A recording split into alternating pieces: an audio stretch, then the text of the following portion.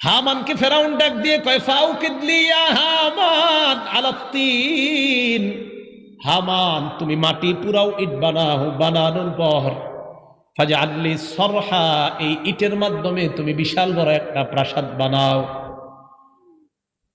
বর্তমান জামানার অনেকে দাবি করে এই যে ব্রিক ফিল আছেন আপনাদের এলাকা, ইট পুরায়, এদিকে আধুনিক আবিষ্কার।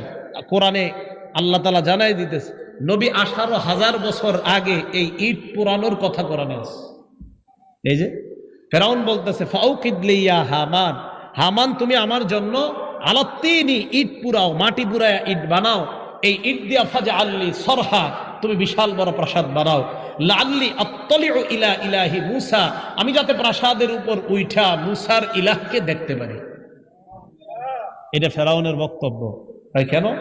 ওয়া ইন্নী লাআযুন্নুহু মিনাল কাযিবিন, আমি মূসাকে একজন মিথ্যাবাদী মনে করি। বলেন নাউযুবিল্লাহ।